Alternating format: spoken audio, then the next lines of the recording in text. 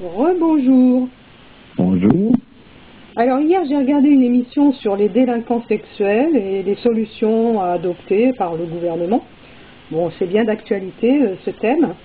Et il y avait Marine Le Pen. Et chose étrange, j'étais pratiquement d'accord avec ses propos. Tu vois, donc c'est pas facilement que mon genre d'être d'accord avec une théorie politique. Donc j'ai été très surprise. Mais bon, le seul endroit où je ne peux pas être d'accord avec elle, c'est quand elle dit qu'on doit réinstaurer la peine de mort. Dans les mains d'un politique, qui soient d'ailleurs d'extrémistes dans le bout, dans l'autre, ou au milieu, n'importe où, on connaît la pratique après de toutes ces choses-là. Ce qui veut dire que donc ils ont appris l'art de la rhétorique, ils sont à quelque part assez doués pour ça. Oui, mais ça cache toujours toute une autre magouille qui est toujours la même. Elle était avocate avant. Oui, ben voilà, c'est ça. C'est-à-dire, pour être avocat, il faut faire 10 ans de droit, puis le reste en travers. On connaît l'histoire, on défend n'importe quelle cause, puis son contraire, etc. Le problème qui se pose là, c'est que la délinquance sexuelle dans le style de ces détraqués qui sont, disons, aux aguets sur les petites filles ou les petits garçons, c'est des personnages malades. Bon, alors il y a un degré là-dedans, tout ce qu'on veut, mais il y a un passage où il est bien clair qu'il n'y a pas de solution. Il n'y a pas de solution possible. Ça a été montré à bien des reprises, mais c'est des cas, c'est pas tous, mais je veux dire, il y a beaucoup de ces cas où il n'y a pas de solution possible autre, effectivement, que quand ils sont morts, c'est là qu'ils arrêtent de nuire. Autrement, ils ne font que de nuire. Alors les garder enfermés, bon, c'est possible, mais actuellement, et en plus de ça, c'est possible. Ça ne peut pas durer indéfiniment, ce qui veut dire qu'à un moment donné, on les relâche et rebelote, ça recommence, avec encore un peu plus d'ardeur, ce qui veut dire qu'à un moment donné, il n'y a qu'à voir. Toutes les lois qui ont été mises en place, les peines qui ont augmenté à l'égard de ces choses-là, parce qu'un temps, ça passait un peu sous silence. Bon, à présent, les peines, elles sont devenues draconiennes. Eh bien, qu'est-ce qu'ils font, les mêmes personnages? C'est que, pour ne pas laisser de traces, ils enterrent le corps de la victime au lieu de la laisser repartir chez elle. Oui. Donc voilà la seule amélioration que ça a apporté. Oui, parce que toutes ces lois sont faites par des personnages qui de toute façon n'ont pas les compétences voulues pour pouvoir mettre en pratique un mouvement qui lui va vraiment faire une correction réelle là-dessus. Alors quel est le mouvement ? La correction, d'ailleurs, ne peut être faite qu'à partir du moment où on renoue véritablement avec le sacré, dans le sens que ça remet en nous tout un mouvement interne qui fait qu'il y a un combat interne qui se fait. Autrement, une tendance qui est avec une persistance et qui a une puissance, comment faire pour la contrer ? Il n'y a qu'à boire, rien que pour arrêter de fumer, la difficulté que ça représente, et rien que pour arrêter de boire, de droguer, de toutes les histoires d'ailleurs, tout ce que les gens, tout d'un coup, on parle de la télévision, tout le monde me dira, ouais, la télé, je dis, fermez le poste, puis arrêtez de la boire. Il n'y a pas moyen, c'est terrible quand tout d'un coup. Alors, moi je tombe dans le panneau aussi. Eh ben voilà, donc on voit bien la difficulté qu'il y a sur des choses bénignes. J'entends bénignes où on peut s'en passer apparemment. Alors comment un détraqué sexuel va faire pour arrêter son histoire? S'il ne renoue pas avec quelque chose de sacré où il prend en main au moins la disposition de se soumettre à la volonté de Dieu et d'espérer donc de ce fait-là que Dieu va lui ôter en quelque sorte cette liberté de lui déplaire, comment est-ce qu'on peut faire? Il n'y a rien. Alors on réinstaure la peine de mort, bien sûr. Bien sûr, il n'y a rien de plus logique. Il parle de bracelet électronique, mais bon... Oui, mais alors après, les inventions, c'est merveilleux, on invente. Alors là-dedans, on est passé maître, la civilisation occidentale, moderne, est passé maître dans toutes ces saletés-là, de tout bord. On peut leur faire confiance, mais en réalité, ce qui se produit, c'est que c'est vrai que dans un monde traditionnel, à un moment donné, un personnage qui n'est pas guérissable, parce qu'il n'y a pas de possibilité. On essaye déjà tout ce qui est possible, et dans le monde traditionnel, il y a d'autres solutions, et il y a une multitude de possibilités qui ont disparu totalement de la circulation dans ce monde profane. Bon, donc la preuve en est, c'est que les prisonniers dans le monde profane, quand ils ressortent, ils sont pires que quand ils sont rentrés. Ils en ont appris des nouvelles. Alors que j'en parlais un jour de la zombification, où les zombies, quand ils sortent de là, ils sont soignés, guéris de leur maladie. Donc on les zombifie pas pour rien, parce que si ça vaut pas la peine, on le fait pas. Bon, je dis en passant qu'on avait fait un constat sur les zombies que je vais mettre dans les anciens constats. Voilà. Voilà, ben pour dire, voilà. Donc c'est des autres façons. Alors à présent, réinstaurer la peine de mort dans un cadre comme celui dans lequel on est, c'est une aberration en soi. Pourquoi? C'est pas que c'est pas juste que la peine de mort soit appliquée à un moment donné, dans les cas où c'est irréversible par rapport à ces nuisances, mais c'est que tout simplement dans le magouille politique et toute cette mafia qui gouverne le monde actuellement, ça sera juste valable pour faire des exemples parmi les Pékins. On va condamner Tartampion, parce que ça sera une manière de pouvoir éliminer un personnage qui dérange, ça sera la façon de pouvoir montrer aux gens qu'on fait quelque chose, mais les magouilleurs, ils continueront leurs histoires comme si de rien n'était, ils ne sont pas touchés par ce genre de loi. Donc il y aura déjà, pour commencer avec cette peine de mort, le 99% d'injustice. Et tu penses pas? Pour un coup, ça sera peut-être d'ailleurs sans faire exprès, où ils vont condamner un type qui vraiment méritait ça parce qu'il n'y avait pas d'autre solution. Alors on peut pas être d'accord, mais moi c'est pas une histoire d'être d'accord sur le plan sentimental. C'est pas ça. Il y a un moment donné, la mort qui était donnée dans certaines situations, c'est comme le poignet coupé. C'était pas qu'on l'arrachait le type parce qu'il avait ramassé un melon dans un jardin, qu'on lui coupait le poignet. C'est pas ça, c'est pas des fous furieux qui avaient mis ça en place. C'est devenu cette folie furieuse. Justement. Mais après, je veux dire avant, dans la réalité, c'est que il n'y avait pas d'autre solution. Le bonhomme, un kleptomane, il ne peut pas faire autrement que de prendre. C'est une maladie comme quelqu'un qui a une allergie à un produit. Quand il le prend, il attrape des boutons. Le petit, il ne peut pas faire autrement. Pendant qu'il dort, sa main ferait le mouvement, on pourrait dire, tu vois, pratiquement. Alors ceux-là, comment veux-tu faire pour les empêcher de nuire? Moi, il me semble que on n'a pas le droit de tuer un homme, voilà. Il y a une justice divine. Oui, mais attends, c'est pas... Laisse-moi parler 2 secondes. Il y a une justice divine et que l'homme n'a pas le droit de tuer quelqu'un, voilà. Oui, mais attends... Aucun homme n'a ce droit. Mais oui, mais qu'est-ce que... Est-ce que, justement, dans le cadre traditionnel, est-ce que c'est un homme qui condamne un autre homme à être tué, ou bien si c'est la sentence divine qui est appliquée par des hommes compétents qui, eux, sont comme...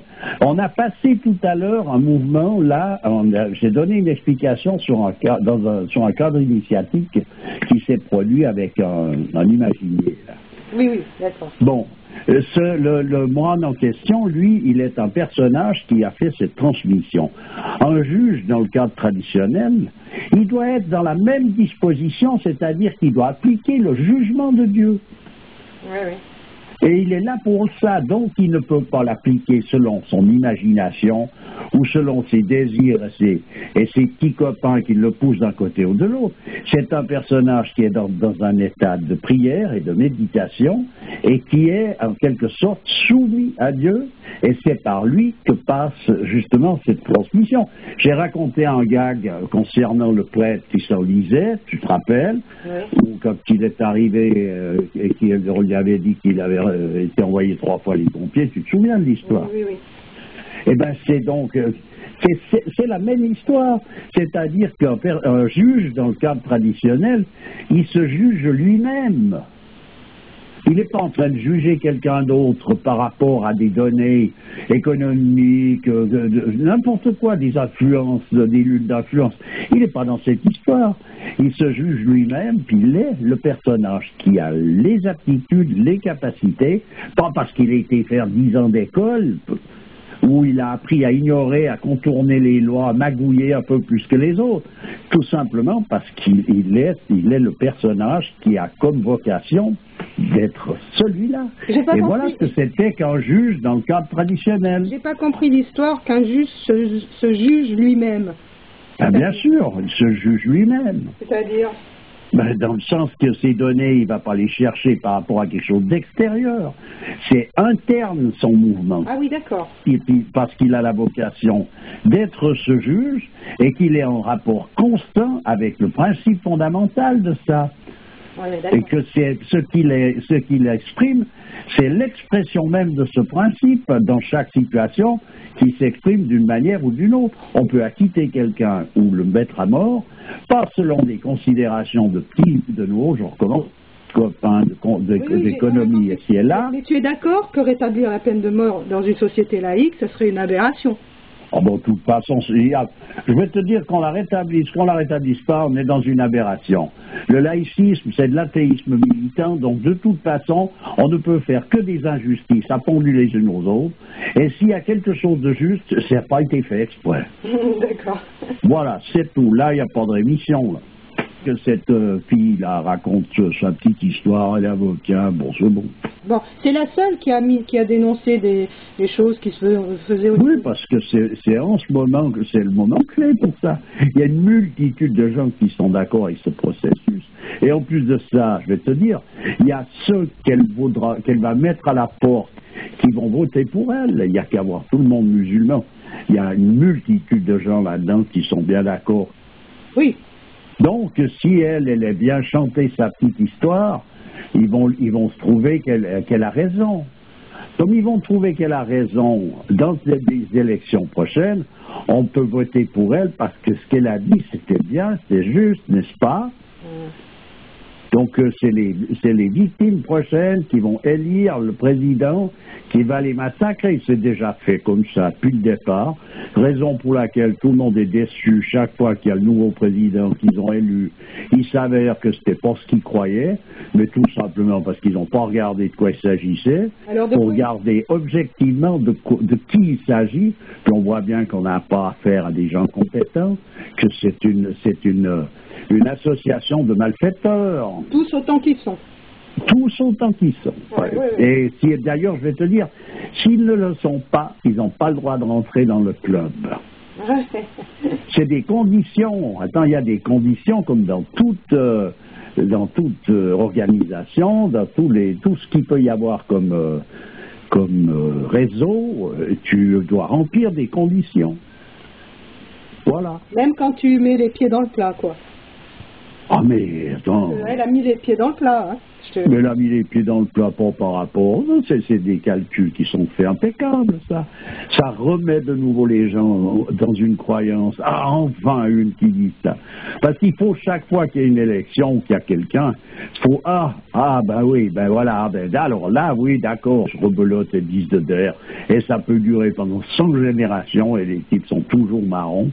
Pourquoi? Parce qu'ils ne regardent pas où il faut regarder, c'est tout. Alors là, qu'est-ce qu'il faut regarder en l'occurrence? Bon, écoute, ça, je ne veux pas l'expliquer, je ne saurais pas l'expliquer, ça se voit gros comme une baraque. Alors si on ne le voit pas, ben moi, franchement, je ne vois pas ce qu'il faut dire. Ben déjà, c'est déjà tous ces blabla, tous ces discours politiciens peuvent être interprétés de 1000 manières. C'est-à-dire que ça peut vouloir dire n'importe quoi, tout ce qu'ils veulent, mais il suffit de changer une intonation ou de le situer à un emplacement. Et puis voilà, il n'y a qu'à voir l'écologie, ce que c'est devenu, c'est en fait une grosse magouille. Les mouvements de protection de la nature, des forêts, en fait, c'est les organisations comme l'ONF qui sont en train de détruire toutes ces forêts, qui exploitent les arbres, etc., mais qui sont là pour protéger. Puis si tu vas ramasser quelque chose qui était marqué, interdit sur le truc, tu es condamné gravement, tu vois, tu étais un mauvais citoyen, enfin bref. C'est bon, on la connaît, la magouille, on la connaît. Je pense que chacun la vit, ça la fait manger. Et donc, je dois bien voir qu'il y a une autre histoire qui se cache là derrière. Oui, c'est clair. Et puis c'est pour tout le monde la même chose. Il y a une quantité de personnages qui, eux, sont hors de ce circuit. Ils n'ont pas besoin de tout ça. Ils sont chez eux dans toute cette histoire. Et puis, s'ils ont besoin de satisfaire leur pédophilie, ils ont qu'à peser sur un bouton. On leur sert ce qu'ils veulent, à l'heure qu'ils veulent, etc., etc. Et puis, si c'est une autre histoire, c'est pareil. De toute façon, je ne comprends pas que les personnages, là, les pas encore vus, ça m'étonne. Quelque part, je ne peux pas imaginer qu'on ne puisse pas voir ça. C'est tellement démonstratif. Mais simplement, évidemment, si on est nourri de la télé et des journaux et des radios comme information, évidemment, dans ce cas-là, c'était oblitérer la possibilité de pouvoir chercher, donc il n'y a rien à chercher. J'espère juste qu'on ne va pas se faire sucrer cet audio, parce que apparemment, dans la société traditionnelle, la peine de mort, donc c'est ok, quoi. C'est ok, mais avec toutes les conditions que ça met en route. Alors, ces conditions, faut les connaître, autrement, faut pas se mêler. Donc, c'est pas moi qui irais dire oui pour, même dans n'importe quelle situation. J'ai pas les compétences voulues pour être, moi, juge qui permettra de dire celui-ci, il faut faire ça, l'autre, il faut faire autre chose. Bon, c'est pas mon rôle, mais je dis simplement que dans une société traditionnelle, il y a des personnages qui ont la vocation de faire telle chose et que ces choses-là se faisaient selon la volonté de Dieu. Bon, et non pas une volonté humaine qui arrangeait celui-ci ou celui-là. Bon, il n'y a plus personne qui serait compétent pour le faire, donc le problème... Apparemment pas. Bon. Donc c'est pour ça que je dis, mais j'insiste de le dire, pourquoi? Parce qu'il y a beaucoup de gens qui vont trouver quand même que c'est normal de réinstaurer la peine de mort. Devant ces ignominies, ils ne voient pas d'autre solution. C'est à cet endroit-là qu'on chatouille pour pouvoir appliquer tout d'un coup une loi qui après permet toutes les magouilles. Mais simplement, on va toucher la corde sensible. Ouais, ok. Et cette corde sensible, c'est vrai qu'elle existe. Elle existe pourquoi? Parce que c'est une réalité. Donc, on ne peut pas ne pas être d'accord à un emplacement si on pousse loin le bouchon. Ouais. Par contre, je te dis, pour que les choses puissent être ça, il faut remettre tout le cadre qui va avec, autrement c'est une horreur, une ignominie. Ok, ben voilà. On finit là-dessus, on a dépassé le temps. Allez, à bientôt.